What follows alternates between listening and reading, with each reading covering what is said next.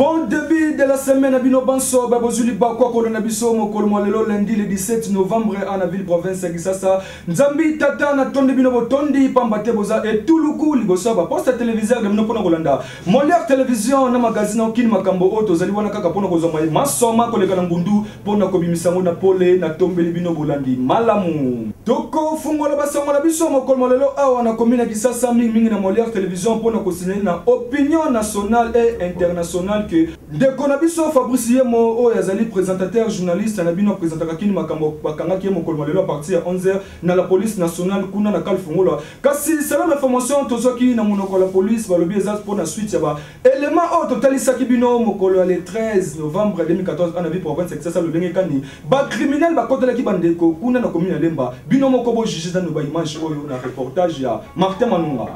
Oyo ezali ni nyango ezali kokomela ba journaliste Molière Télévision pambate ndeko Fabrice Yembo oyo komi déjà mbalami baleba kanga ndeko oyo batinda ki invitation na la police nationale congolaise ndeko lobi lelo akene ko se présenter ndeko akoma kuna na Kalfungola bakangi ndeko Fabrice kasi la police nationale congolaise balobi bakangi ye suite ya élément o totalisa ki bino na commune Lemba lolenge kani ba criminel ba kotela ki bandeko mokolo le 13 novembre 2014 en ville province ça solo ba commentaire ndenge Fabrice a commenté ki yango wana la police kangi tozali ko lancer message na opinion nationale et internationale pe na ba organisme nyonso oyelandela kamakambu ya liberté de la presse boyeba ke Fabrice Yemo présentateur journaliste na Molière Télévision bakangi na Kalfungola tino tozolo babwende ko wana azaya ko lala kuna na kati ya boloko tozali lisusu ko senga na bakonza mboka na biso toyebite mosala ni nyango to sela bino lokola ba information pambate Molière Télévision na magazine Kin Makambo tozali wana kaka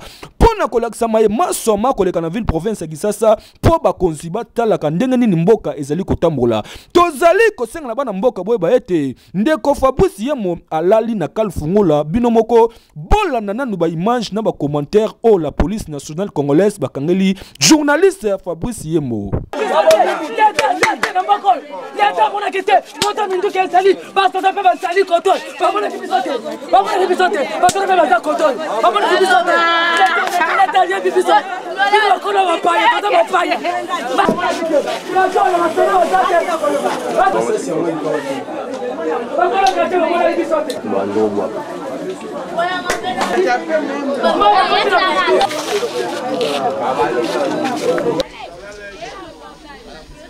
Lego, bonjour.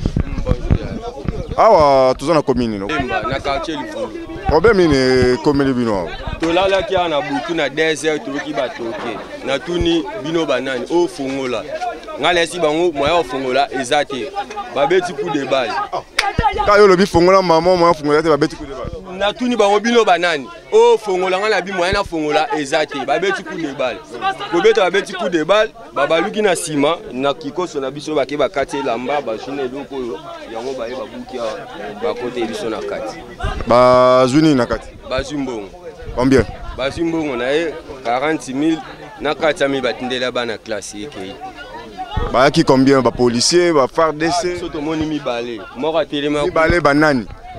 Ba policier en tenue civile na tenue likolo o akotia na kati même sou bazaki libanda. Ba ki nombre combien? Ba ko sa nombre 1 2 3 4 bazaki 6. Pour mi balé na kati 4 ba temi na mipandi po balandi. Yo bazui ba côté de solo ngazine. Tolala na butoa ba côté libiso ba beti ko ba masasi ya moyo ko sa to me te poto na porte mo kimela wapi.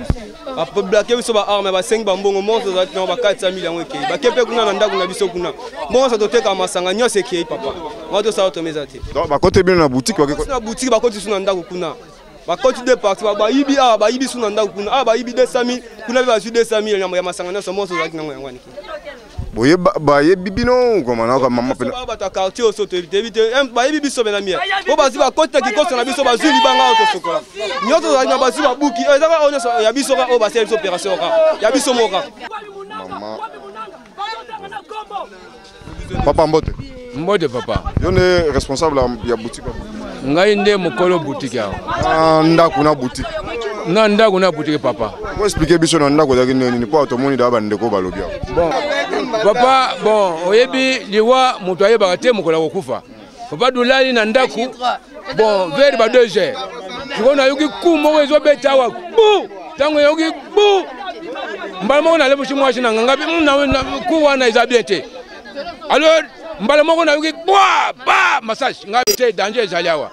na funguli ndako tango na bimi na ndako bon na moni ka yebike bal moto akuko présenter vis-à-vis na balite bon na sali discrimination wa na keiti na église na biso ko kuzwa ba renfort ba balala kuna donc na toujours déjà ba koti ndako ba junga mbongo 200 000 ba kei déjà donc ba koti na ndako na ba ju 200 000 banda kiawa tang boutique na ba ju 200 000 ba kesho kuna kwa arte meme bana donc ya da nguru kuva papa nguru bon biso papa oyo ba oyo ibeta mikuna na kota ndako oyo ibeta ba soda ba projet ba kino benga bango ba ju ba kena ba bon ndako na yo na boutique eza à peu près na combien de mètres boutique eza kana ndako awa eza lupango yo zomo na shima kuna ne ndako awo eza liboso ndako ya lupango mais na shima ne ndako na ngai na ndako ba forcer pe ba buki porte forcer ndako ba ko tina chambre na ngai ba buki porte ba buki pe ka mur porte yo ngai eza mabaya ba poignet déjà ngai mibini laki sokona zaka na ndako na bominga papa sokona zaka na ndako papa lelo ndena zate on compléter quelque chose bon normalement papa ba yibaza voisin na biso au monique banato va na quartier o eza toute première fois to mona makamo maintenant nde biso to moni eza bateau yo o ba yebi père bien ba kanaki ke ba bomaye mais nzambe ya makasi ba resurieti et puis deuxième problème sous ce tozana ngwa eza problème ya sécurité courant ezati ce qui courant ezalaki to koka ko coopérer batwana na ba bilong na ba poto yango na mona te ba poto ezali mais courant ezati SNEL azoya ko tikela biso ka ba facture 30 000 50 000 mais courant ezati mai ezati to sali plus au moins 2 ans to okene mai ezati courant ezati alors tozo mona ka ba courant biloko na ba insécurité a voisin to mekaki ko bima ba voisin na biso musu ba bima na po ba ya ko sala cheke ba yebo soko bima lo bino yo soko ya to ko boma yo alors biso to moni ke batwana ba kanaki net ba boma papa menza makasi ba bise ba kena ba papa na parage a boza ta na souci atmo ezate kaya mbanzalemba na rigini mais batambanzalemba batango atiko ya déjà batisi bake ba yepe na retard quartier muneno souci ezate nani azali konyokola bana ya Congo démocratique toyebite mambi oyo etali ba criminel bazali ko beta masasi sans problème toyebite contrôle nango banani bazali ko contrôler bango pamba te biloko ya boye ekoki même ko créer mama na incident na kati ya capitale coup d'état et salemi po ba criminel oyo bazali toujours kokoba na bango ko beta masasi incontrôlable tokosuka wapi na mambi matali criminalité population bazali kaka kotalela pe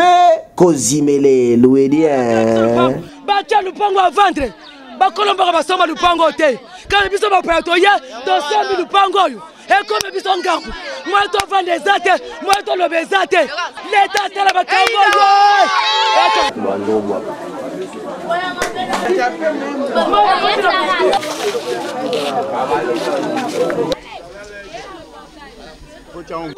maman